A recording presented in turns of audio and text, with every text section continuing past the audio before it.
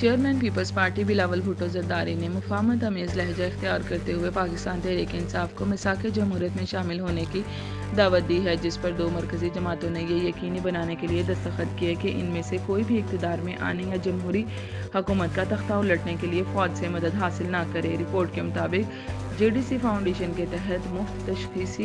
Lab का इफ्तिताह करने के बाद सहाफ़ियों से गुफ्तगू के दौरान बिलावल भुट्टो ने इंतखाबी तारीख के ऐलान के पेश नज़र हरीफ जमात PTI के लिए नरम रवैया अपनाया। उन्होंने PTI के साथ इंतखाबी इत्तेहाद के इम्कान को मुस्तरद नहीं किया। ताहम उन्होंने आइंदा इंतखाबात से कबल रियासती इदारों को बदनाम करने के लिए PTI की हालिया कोशिशों की हिमायत नहीं की। पंजाब में PTI के साथ पीपल्स पार्टी के इंतखाबी इत्तेहाद के इम्कान के बारे में एक सवाल के जवाब में बिलावल भुट्टो जरदारी ने कहा कि हमने अभी तक इस हवाले से कोई फैसला नहीं किया। उन्होंने कहा कि जहाँ तक मिसाक जमहूरियत का ताल्लुक है तो मेरे ख्याल में मुल्क की तमाम सियासी जमातों को मिसाक जमहूरियत में आना चाहिए और ये बहुत अच्छा होगा अगर PTI भी मिसाक जमहूरियत को तस्लीम कर ले और इसमें शामिल हो जाए। याद रहे कि परवेज़ मुशर्रफ के दौरे आमरीत में पीपल्स पार्टी और मुस्लिम लीग नून की उस वक्त की जिलावतनी क़यादत अपनी सियासी तारीख में पहली बार एक दूसरे के नज़दीक आ गई थी और मई 2006 में लंदन में दोनों ने मिलकर मिसाक जमहूरियत पर दस्तखत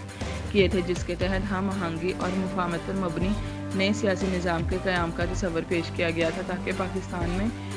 जमहूरी निज़ाम के तसलसल को यकीनी बनाया जा सके। 2 साबिक़ वज़राए आज़म बेनज़ीर भुट्टो और नवाज शरीफ के दस्तखत शुदा ये दस्तावेज़